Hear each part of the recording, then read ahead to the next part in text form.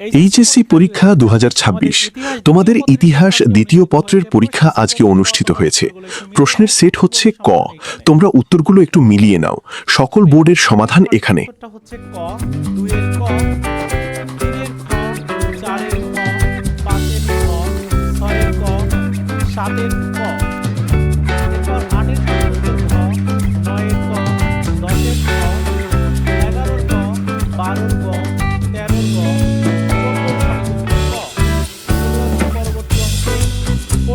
সঠিক উত্তর ঘ 16 ঘ 17 ঘ 18 ঘ 19 ঘ 20 ঘ 21 ঘ 22 সঠিক উত্তর ঘ।